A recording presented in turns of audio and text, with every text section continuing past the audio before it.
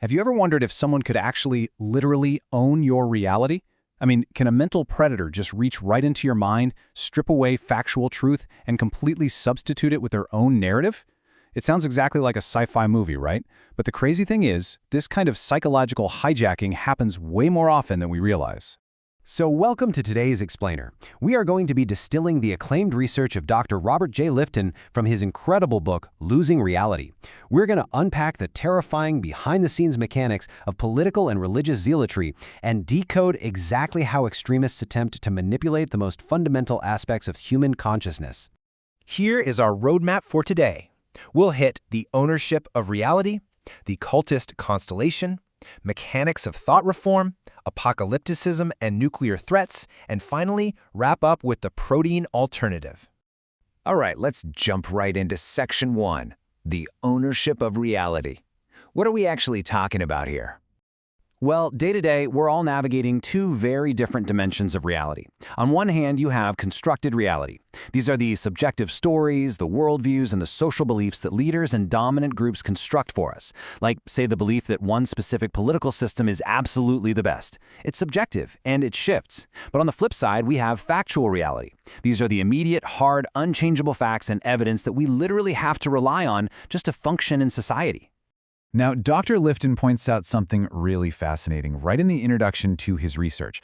Mental predators, whether we're talking about leaders of extremist political movements or religious cults, they attempt to completely ignore factual reality. And worse, they demand that their followers do exactly the same. By erasing the facts, they can impose their own totally constructed reality onto the minds of their followers, basically claiming absolute ownership over what is real and what isn't. Which brings us to Section 2, the cultist constellation. Let's see how these movements merge. Historically, we've traditionally thought of political totalism and religious cults as two completely, totally separate things. Ideological totalism is usually seen as this massive system of ideas projected outward, like a sweeping political movement that claims it can solve all human problems. Cults, on the other hand, are generally viewed as turning inward, right? They form these sealed-off, secretive communities that just blindly follow a sacralized guru. But here is the real game changer. Lifton actually merged these two concepts into a single entity that he calls cultism. Through decades of research, he realized that political movements can absolutely worship a leader, just like a religious guru. You can look at Maoist versions of communism for a perfect example of that. And conversely, religious cults can try to force their bizarre worldview on the entire outside world. That is exactly what the fanatical Japanese group Aum Shinrikyō did when they released deadly sarin gas into the Tokyo subway system. They aren't separate things, they are part of the exact same psychological constellation. You know, the word cult gets thrown around a lot today, often just as a casual insult. But Lifton objectively defines a cult using three very distinct observable steps. First, there's a major shift in worship away from broad spiritual or political ideas, and it goes directly onto the person of a charismatic guru. Second, the group actively pursues a highly coercive mind-merging process.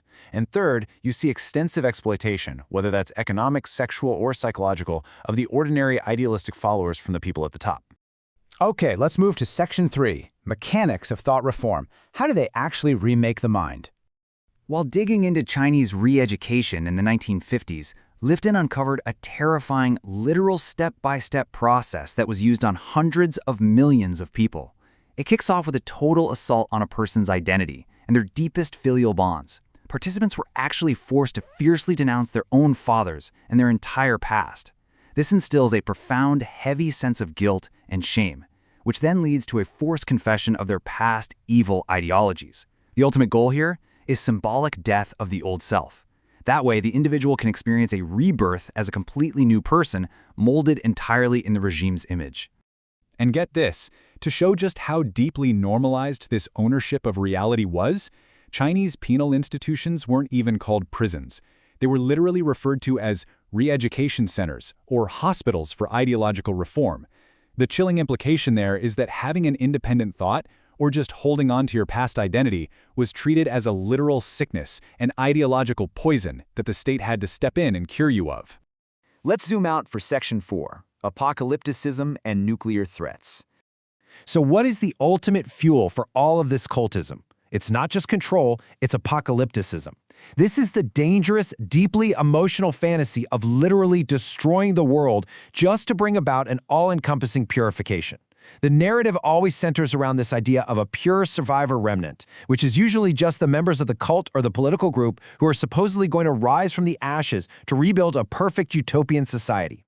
Lifton does this incredible job of connecting the underlying psychology of vastly different groups, showing that they all share this terrifying drive for extreme purification to justify mass destruction.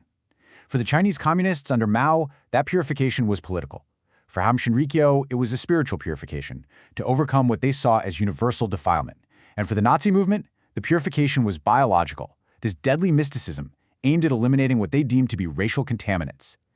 The mechanics of ownership remain exactly the same across the board, it's just the target that changes. But apocalypticism changed dramatically once modern technology entered the chat. We entered the era of nuclearism. Suddenly, human beings could use their own technology to do what, in the past, only God could do, instantly destroy the world. Lifton describes how this gave rise to a secretive nuclear priesthood, an elite group of planners who essentially worship this ultimate destructive power as a kind of deity, creating a highly dangerous cultism of their very own. Applying this exact psychological lens to modern rhetoric, Lifton notes that Donald Trump's statements have exhibited a solipsistic, self-contained reality. Specifically, Lifton points to the literal threat of nuclear annihilation when Trump warned of bringing fire and fury like the world has never seen to North Korea. When a leader's erratic, self-generated reality merges with the ultimate destructive power of nuclear weapons, the stakes of reality ownership become truly existential. Finally, let's look at how we fight back in Section 5, the protean alternative. Lifton contrasts the closed, reactionary nature of zealots with what he calls the protean self. See, zealotry requires locking the mind down, placing strict constraints on the self, and aggressively closing off all other sources of truth. But proteanism, it's the exact opposite. It is a mindset completely inherent to the human condition that actually embraces openness, change, and new beginnings. And most importantly, a protean mind possesses a strong, dynamic resistance to being owned by anyone else. He actually aligns this proteanism with the former Czech president and dissident Václav Havel's really powerful concept of living in truth. Cultism is ultimately just a reaction against the confusing, open, messy nature of real life. Living in truth is a collective return to human resilience. It's an active, daily rejection of those trying to manipulate our minds simply by refusing to participate in their constructed, totalistic realities. So, I want to leave you with this final thought for today's explainer. In an era where extreme claims and totally fragmented realities are broadcast directly to us every single day on our screens, you have to make a choice. How are you going to protect your own mind? How will you actively practice living in truth to remain resiliently open and ensure that the only person who owns your reality is you?